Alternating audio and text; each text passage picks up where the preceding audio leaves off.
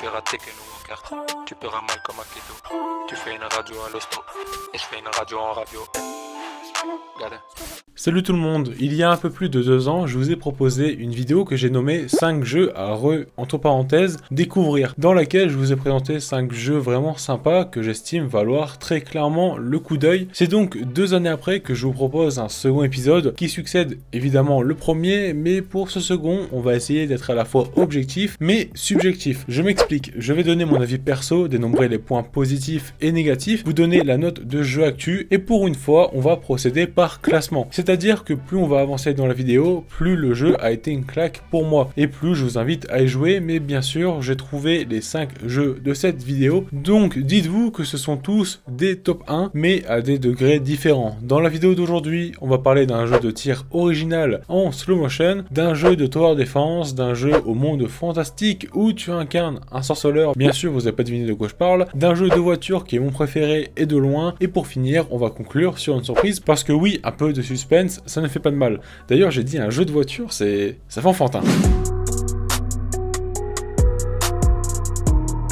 Superhot est un FPS indépendant sorti en 2016 sur PC. D'ailleurs, pour le reste de la vidéo, je vais donner la date de sortie sur PC, mais à l'écran, vous avez les autres. Pourquoi ce jeu se trouve dans ce classement? Eh bien, tout d'abord parce que j'ai adoré le concept que j'ai trouvé extrêmement original. En fait, dans ce FPS, on a souvent une arme, que ce soit une arme à feu, ou un katana, ou même d'autres armes de corps à corps, hein, tout simplement, et on doit affronter des ennemis polygonales. Mais ici, la particularité, c'est que lorsqu'on cesse de bouger, le temps est au ralenti, il s'arrête presque, ce qui permet de réfléchir à comment engager le combat, mais aussi à viser correctement, parce que oui, les ennemis sont au ralenti, mais ils repartent de sitôt dès que vous bougez. Donc il faut prévoir leur trajectoire afin de les shooter correctement. Ce que j'aime ici, c'est qu'il faut faire marcher ses méninges pour prévoir les mouvements de l'ennemi, mais aussi prévoir son arrivée, tout en faisant attention à comment nous y prendre. On a certes une arme, mais on est parfois contraint de la jeter sur l'ennemi pour le tuer. Donc il faut réfléchir à comment procéder pour parvenir à récupérer l'arme de l'ennemi sans se faire toucher. Parce que oui, vous one-shotez les ennemis, mais eux aussi, et heureusement d'ailleurs. Sur jeu actu, Superhot est noté 18 sur 20, ce qui est une note à la fois totalement méritée, mais surtout exceptionnelle pour un jeu indé qui a su charmer presque tout le monde. Je vous affiche maintenant à l'écran la configuration nécessaire pour faire tourner Superhot. D'après moi, c'est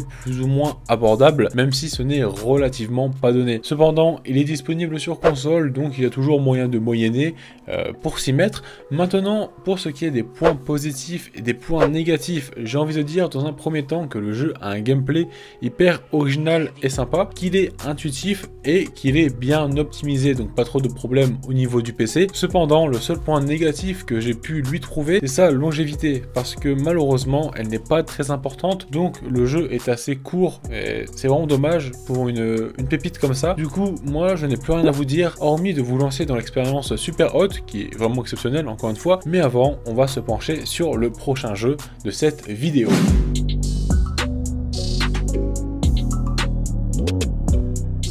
Que de nostalgie quand je pense à ce jeu si bien. Dungeon Defenders est sorti originalement en 2011 et c'est un tower defense dans lequel l'objectif est de défendre un cristal ou plusieurs selon les missions en posant des défenses pour surmonter des vagues d'ennemis en tout genre, que ce soit des gobelins, des ogres ou même des wyverns ou voire même des mages, vraiment tout ce que vous connaissez hein, au niveau des mobs quoi. Honnêtement, c'est la première fois que je jouais à un tower defense. Les seuls jeux auxquels je jouais quand j'ai découvert Dungeon Defenders, c'est MW3, BO2, Tokyo Jungle et Pokémon. Donc autant dire que ça m'a changé pas mal et j'ai bien fait de m'y mettre parce que c'est très prenant. L'élément qui m'a fait le plus aimer Dungeon Defenders, c'est le fait de réfléchir à diverses stratégies. Bon, on va pas se mentir, à 13 ans, je mettais des barrières autour du cristal en croyant que ça fonctionnait, que les ennemis n'allaient pas le toucher, mais c'est en se trompant qu'on apprend, et acquérir une méthode dans ce genre de jeu est assez enrichissant et intéressant, ce qui fait que du coup ça m'a captivé pendant un certain temps. J'ai joué au jeu tout un été il me semble, même plusieurs étés d'affilée d'après mes souvenirs, surtout que j'ai joué avec un pote, ce qui le rend encore mieux et plus simple aussi parce que bon bah c'est un jeu de coop, un jeu de stratégie, à plusieurs c'est toujours mieux, deux cerveaux valent mieux qu'un. enfin ça dépend lesquels hein, évidemment. Ici, au niveau de la longévité, c'est relativement assez bien pour se prendre au mood du jeu qui va vous bercer dans l'addiction, d'autant plus que cette durée de vie se voit décuplée si on aime vraiment le jeu parce qu'on peut farmer des équipements, étant donné que c'est un RPG, mais on peut aussi faire l'aventure avec 4 personnages. L'apprenti qui se bat avec un bâton, dit comme ça c'est ridicule, mais il écoute son bâton, il envoie des petits pouvoirs, l'écuyer qui lui s'occupe du corps à corps à l'épée, la chasseresse qui est plutôt du genre attaquer de loin, et le moine qui lui aussi se bat avec un bâton, mais le sien il est pas magique. L'aventure est parsemée de boss et de différents modes de difficulté. Au niveau de la note, c'est un joli 16 sur 20 chez JVC que je trouve assez convenable, mais aussi bien justifié par le test du journaliste qui explique pourquoi il a donné cette note. Pour ma part, voici mon tableau. Du côté point positif, j'ai envie de dire que ça demande de la réflexion, donc c'est enrichissant, qu'on accroche vite à l'univers du jeu et que malgré les apparences, il est d'une certaine difficulté bien intéressante qui va parfois vous faire remuer les méninges. Au niveau des inconvénients, on a des classes assez déséquilibrées qui requièrent de la coop et c'est d'autant plus marquant chez la chasseresse, et j'ajoute aussi que parfois c'est pas très facile de poser les défenses par manque de possibilités, de place et tout simplement d'ergonomie, j'ai envie de dire. Néanmoins, ça reste un très bon jeu sur lequel j'ai passé d'excellents moments. Dungeon Defenders a été remasterisé en 2020 via une Early Access nommée Dungeon Defenders Awakened ou Awakened, hein, dites-le à la française, c'est pas mon problème, qui est censé sortir en version complète dès février 2021. Donc si l'âge du jeu vous dérange injustement, il y a toujours le remaster qui, je l'avoue, est plus pratique que le premier, mais là je vous mets à l'écran les deux configs que vous puissiez vous faire une idée de ce qu'il demande. Pour celui de 2011, c'est clairement accessible, normal vu son âge, mais par contre le remaster c'est autre chose. Il recommande une assez bonne config, donc pour ceux qui ne peuvent pas se le permettre, le premier est vraiment très bien. Donc j'espère que l'âge ne vous dérangera pas. Maintenant on va mettre de côté ce tower defense, bien qu'il soit très bien, pour s'aventurer dans les contrées de The Witcher 3 pour péter du monstre. Et accessoirement des humains quand ils le méritent.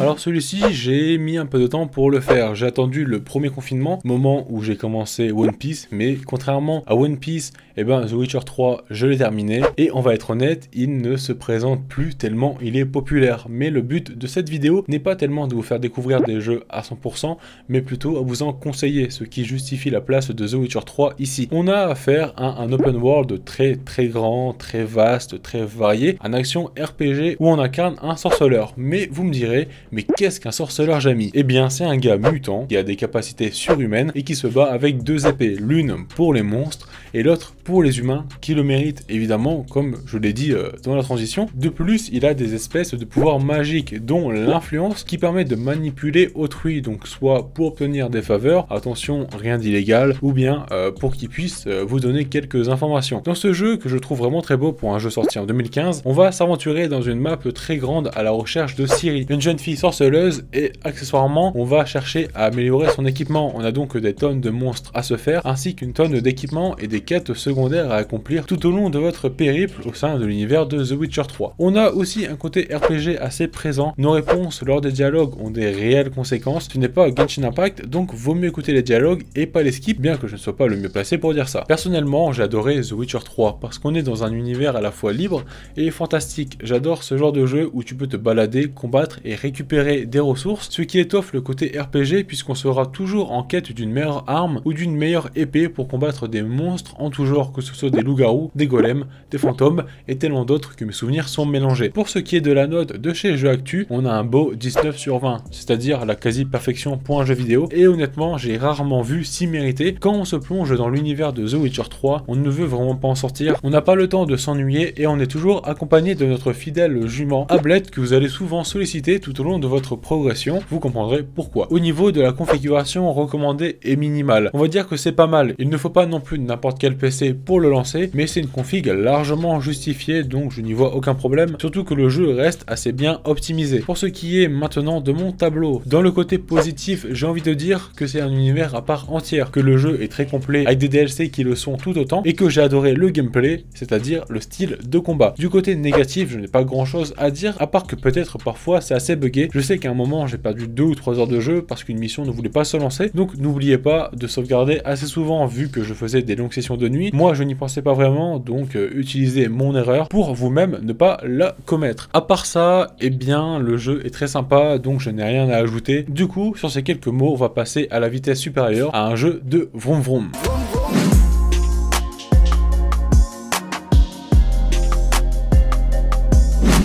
Oui, je sais, c'est encore un jeu vachement connu, mais j'y peux rien, il est tellement bien que je dois vous en parler. C'est mon jeu de course préféré, et pas mon jeu de voiture cette fois-ci, et pour cause, le gameplay est vachement intéressant. Need for Speed Most Wanted, ou Most Wanted à la française, est sorti en 2012, et est mon jeu Need for Speed préféré, et j'y ai passé des tonnes d'heures sur PS3, puis sur PC quand j'ai pu avoir un ordinateur assez puissant pour me le refaire, et l'expérience était tout aussi intéressante. Je me rappelle que l'option qui m'a conquis, c'était la radio du jeu, parce qu'en fait, on pouvait mettre une clé USB sur la PS3 pour passer la musique que l'on souhaite, et à cette époque, autant vous dire que ça allait avec le booba assimilant dans la caisse à toute vitesse, c'était vraiment génial, et c'est le meilleur des souvenirs que j'ai pu tirer de ce jeu. Car étant une personne qui aime jouer en écoutant de la musique, ce système était tout simplement innovant, exceptionnel, puisque pour rappel sur PS3 nous n'avions pas Spotify contrairement à maintenant, donc oui j'ai adoré cette option. Peut-être que des gens vont s'en foutre, mais moi c'est ce qui m'a fait aimer, je le précise tout simplement. Aussi pourquoi j'ai préféré ce Need for Speed aux autres, eh bien je suis quelqu'un qui aime sentir une certaine hiérarchie dans les jeux, c'est à dire qu'en fait le but de Most Wanted c'est de trouver des voitures dans la map, ce qui donne donc un côté de recherche au jeu, mais il faut surtout battre les plus forts pilotes de la ville, et quand tu les bats tu claims leur voiture, ce qui te fait hiérarchiquement évoluer, et en plus tu en es totalement conscient parce que tu galères parfois à battre ces salauds. Souvent ils sont vachement forts, et quand t'as pas les DLC, merci la Bugatti, eh bien tu sues. Cependant c'est une difficulté nettement récompensée par la sensation d'évolution, et étant une personne qui déteste patauger dans la smoule, Most Wanted est parfait pour moi, surtout qu'on a en parallèle des missions principales, des missions visant à faire évoluer nos équipements et notre voiture. D'après Jeux Actu, ce merveilleux Need for Speed mérite un 17 sur 20, ce qui je trouve est assez mérité vu comme j'ai aimé le jeu. Au niveau de la config, on est sur quelque chose de relativement abordable, même mon PC portable de cours peut le faire tourner, donc je pense que franchement ça aurait pu être plus gourmand. Surtout que je le trouve très beau. Niveau graphisme, je ne demande pas la lune, mais Most Wanted propose quelque chose d'assez agréable à regarder et à ressentir. Maintenant, pour mon avis strictement personnel, j'invoque le tableau des avis. En positif, on a le fait que ce soit un monde ouvert, que le jeu tourne autour d'un système d'évolution hiérarchique, qu'il soit simple à prendre en main tout en étant bien pensé, puisqu'on peut se téléporter à une de nos voitures sans forcément aller au garage, et surtout on a un système de radio super sympa, même si sur PC, eh bien ça n'a pas vraiment d'intérêt. Moi, quand j'ai découvert le jeu sur PS3, c'était magique. Au niveau des points négatifs, eh bien je n'ai rien à dire, je ne suis pas très critique en général sur les jeux vidéo, donc les points qui pourraient être négatifs me passent sous le nez. Donc j'en profite pour rappeler que ce tableau que je vous propose à chaque partie est purement et strictement subjectif à moi-même. Chacun est différent, chacun a des perceptions différentes, et chacun a des goûts différents. Mais voilà, bref, maintenant qu'on a parlé de Vroom Vroom, on va parler du jeu sur lequel j'ai passé une plus grosse partie de mon confinement et de l'été par extension, Ark Survival Evolved. Ark Survival Evolved. C'était impossible pour moi de ne pas vous conseiller de commencer Ark. Alors oui, il est aussi vachement connu, en plus il était gratuit chez Epic Games, mais j'ai passé tellement de bons moments dessus que je me sentirais coupable de ne pas vous dire de le commencer. Bon, je vais vous raconter ma vie dans cette partie, mais c'est pas grave. En gros, j'avais voulu commencer Ark l'année dernière, je sais plus trop quand, mais j'étais trop nul. Soit je me faisais graille par un titanoboa, soit par un mégalodon quand j'allais faire trempette, soit je me faisais charger par un carnotaure dès que je quittais la plage, ce qui m'a valu de le désinstaller.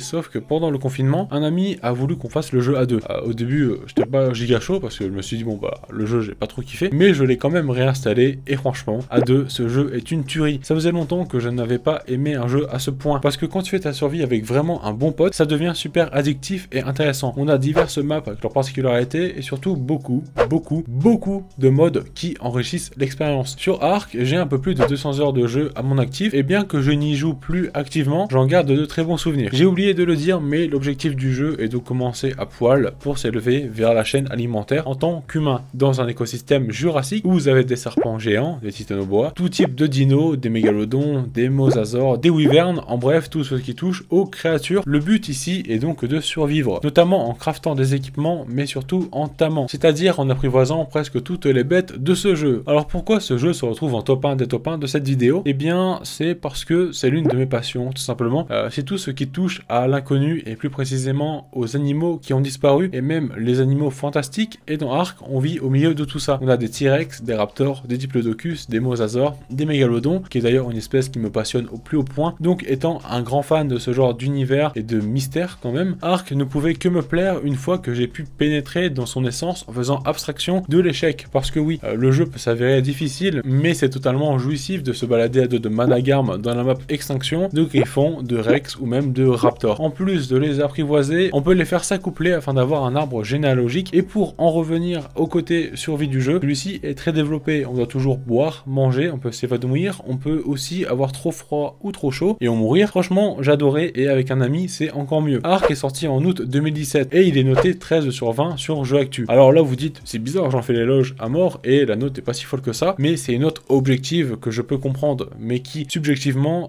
moi, je ne suis pas en accord avec parce que, étant donné que c'est une question de point de vue, ce jeu est pour moi un fanservice me permettant de me retrouver au milieu de créatures qui me passionnent au plus haut point. Autant donc vous dire que la première fois que j'ai réussi à tamer mon mosasaure, j'étais super heureux. Alors là, par contre, ça va piquer. La config, la voici, elle n'est pas très claire puisqu'elle n'est pas communiquée par Steam, mais c'est plus ou moins ça. Et je me dois de vous prévenir que le jeu n'est pas très bien optimisé, malheureusement. C'est même son plus grand défaut parce que j'ai un i7 8700 avec une GTX 1060 6Go et 13 Go de RAM. Et pourtant, j'avais du mal à atteindre les graphismes en élevé. Mais ça se comprend plus ou moins quand on voit la richesse graphique du jeu avec tous les dinos présents sur la map en simultané. Donc pour y jouer convenablement, je vous invite à vous munir d'une config plus ou moins similaire à la mienne. Aussi, petite parenthèse, mais si vous comptez installer plusieurs maps, donc plusieurs DLC, prévoyez un second disque dur parce que le jeu peut aisément atteindre les 180 Go de stockage, ce qui est énorme. J'ai jamais eu de jeu aussi gros. Donc voilà, prenez cette info comme vous le voulez. Pour ce qui est du tableau des points positifs et négatifs, dans la première partie, j'ajoute que l'univers est merveilleux pour un fan des dinosaures et tout ce qui s'y rapporte, comme les animaux officiellement disparus tels que le mégalodon ou encore les wyverns qui sont purement fantastiques. Je sais, ça n'a pas existé. Ensuite, j'ajoute que le côté survie est super intéressant et il ne met rien de côté. On peut mourir de froid, de chaud, perdre son sang,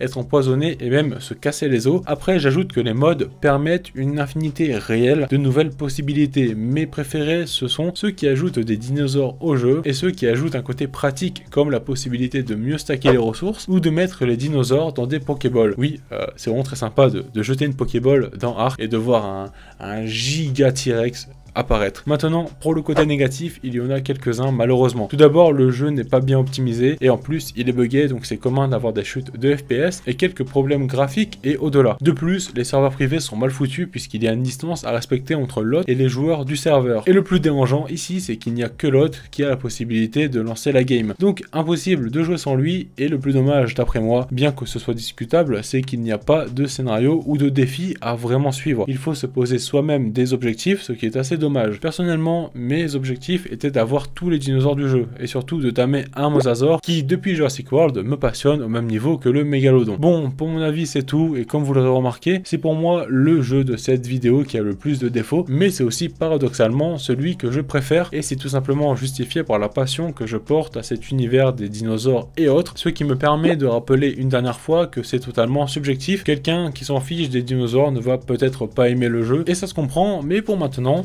on va passer à la conclusion de la vidéo. Magicien dans la cuisine, foufou, tu crois vraiment que je vais te donner la recette?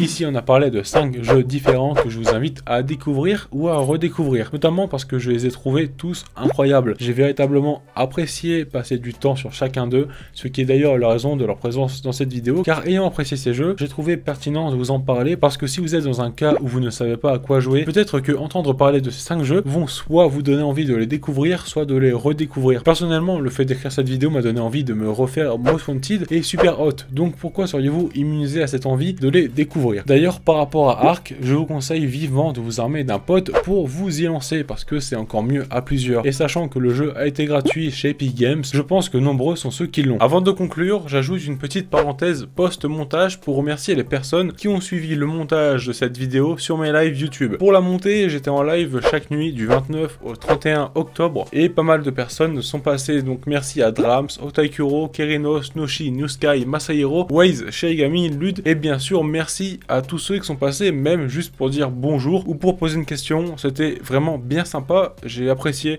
que des gens passent dire bonjour, c'était vraiment bien. Donc cette vidéo a été montée à environ 65-70% en live et vous avez à peu près 10 heures de rediffusion dans la playlist éponyme si vous voulez jeter ce qui s'est fait durant les lives, qui était d'ailleurs très chill avec un peu de musique, en parlant pas trop fort évidemment vu que c'était la nuit. Du coup voilà, j'espère que cette vidéo vous aura plu et vous aura été utile. De mon côté, je vous souhaite à tous et à toutes une excellente journée ou soirée. Nous, on se retrouvera sûrement en live sur YouTube ou dans une prochaine vidéo. Je l'emmène à Paris, je saurais même pas quoi faire à part suivre les panneaux. Elle croit contrôler ma vie, mais c'est pas elle qui finit par diriger le bateau. T'es défaillant comme étudiant, il me faut 2-3 amis dans la finance. Quelques euros pour la fiancée, donne-moi ton cœur, je le finance.